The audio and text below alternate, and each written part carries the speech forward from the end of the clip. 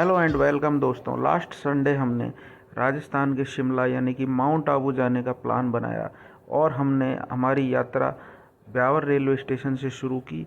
सुबह 5 बजे हमने अपनी ट्रेन पकड़ी और हम माउंट आबू के nearest railway station Abu road पर लगभग 8:30 बजे पहुंच गए, जो कि माउंट आबू से लगभग 28 किलोमीटर दूर था। आबू रोड से माउंट आबू जाने के लिए आप सरकारी बस के अलावा ऑटो या टैक्सी हायर कर सकते हैं, या फिर यहाँ पर शेयरिंग टैक्सी भी चलती हैं जो लगभग 80-100 रुपये के बीच में लेती हैं और आपको माउंट आबू पहुँचा देंगी। माउंट आबू पहुँचते ही सबसे पहले हमने नाश्ता किया। उसके बाद हमने एक बाइक रेंट पर ली। बाइक का रेंट लगभग 200 से लेकर 400 रुपये होता है, और यदि आप इनफील्ड जैसी बाइक लेना चाहते हैं तो उसका रेंट लगभग 600 से लेकर 800 रुपये होता है।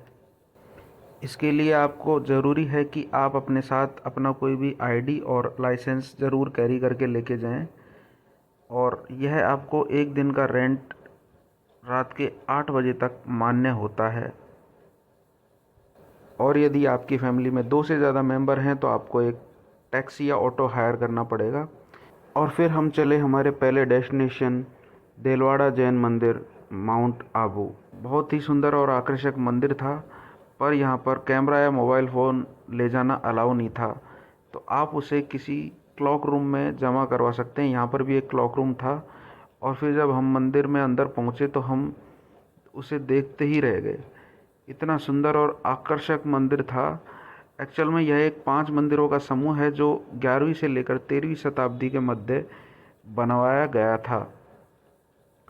उसके बाद हम हमारे अगले गंतव्य ब्रह्म कुमारी पीस पार्क पहुँचे, जो कि बहुत ही सुंदर पार्क था। और यह पार्क इस थीम पर बनाया गया था कि हमारे जीवन का असली सत्य क्या है और हम किस प्रकार शांति और मुक्ति पा सकते हैं। हमारी बेटी को यहाँ बहुत ही ज़्यादा मज़ा आ रहा था। यहाँ पर भी कैमरा या मोबाइल फ़ोन अलाउ नहीं था। और इस पार्क में लगभग 1 से 1.5 घंटा समय व्यतीत करने के बाद हम गुरु शिखर की तरफ बढ़े, तो रास्ते में एक शूटिंग पॉइंट था। इसे शूटिंग पॉइंट इसलिए कहा जाता है क्योंकि यह गुरु शिखर वाले रास्ते में सबसे बेस्ट साइट है जहाँ पर फ़ोटो और वीडियो लिए जा सकते हैं। यहाँ से बादल बहुत ही ज़्यादा पास दिखाई देते हैं, और यहाँ पर एक फ़ोटोग्राफ़र भी था। हमने हमारी बेटी की 2-3 फ़ोटो भी खिंचवाए। और आपको यहाँ पर खाने पीने के भी कुछ स्टॉल्स मिल जाएंगे।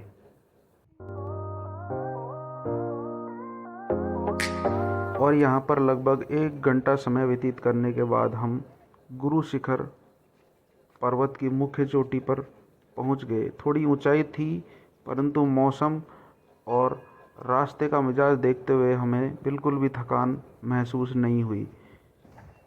यहाँ एक छोटा सकड़ा रास्ता था जिसके दोनों तरफ दुकानें सजी हुई थी, खेल खिलौनों की, जूस की, रबड़ी की और लस्सी की। और फिर आखिरकार लगभग 80 से लेकर 100 सीढ़ी चढ़ने के बाद हम गुरु शिखर पर्वत की मुख्य चोटी पर पहुंच ही गए।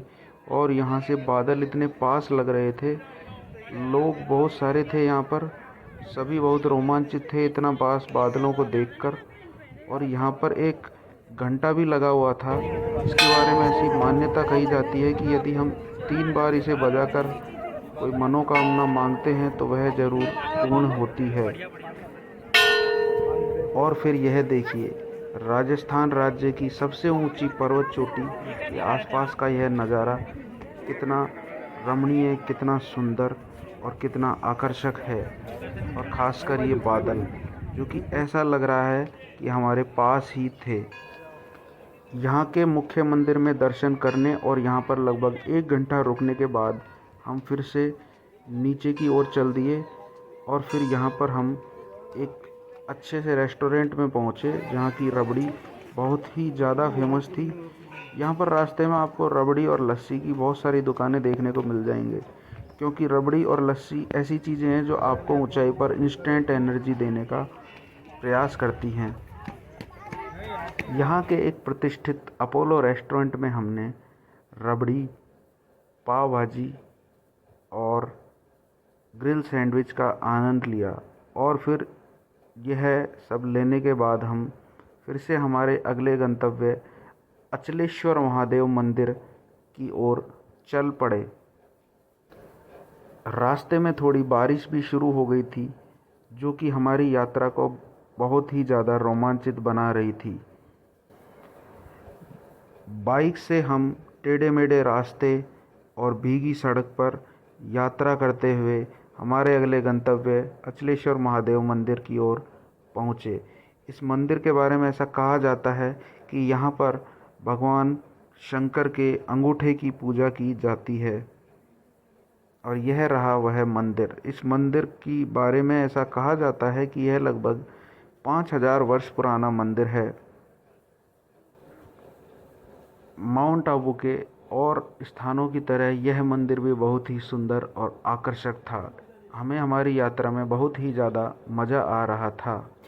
अचलेश्वर महादेव मंदिर में दर्शन करने के बाद हम इसी के पास की पहाड़ी पर स्थित चामुंडा माता मंदिर की ओर प्रस्थान करने लगे। इस मंदिर से लेकर और चामुंडा माता मंदिर के बीच का जो पर्वतीय रास्ता था, बहुत ही सुंदर और आकर्षक था, देखने लायक था। यहाँ पर लगभग 1 घंटा समय व्यतीत करने के बाद हम हमारे अगले गंतव्य नक्की झील की ओर प्रस्थान कर गए। इस झील के बारे में ऐसा कहा जाता है कि इस झील का निर्माण देवताओं ने अपने नाखूनों से किया था। इस झील के किनारे बैठकर आप फास्ट फूड और खाने पीने का आनंद लेते हुए साथ ही साथ इस झील में बोटिंग करने का भी आनंद ले सकते हैं। तो साथियों, यह था हमारा माउंट आबू का टूर, जो कि 1 दिन का था। लेकिन मैं आपको यह सुझाव देना चाहूँगा कि आपको यहाँ पर लगभग 2 दिन के लिए आना चाहिए। बहुत ही सुंदर रहा हमारा यह सफ़र। बाय बाय माउंट आबू बोलो। हमारी बेटी काशवी ने भी यहाँ बहुत ही माउंट आबू, ज़्यादा इधर एंजॉय देख के किया। कैमरा में। Bye bye Mount Abu. तो साथियों, जल्द मिलते हैं फिर किसी अच्छी सी जगह पर हमारी फैमिली के साथ। धन्यवाद साथियों।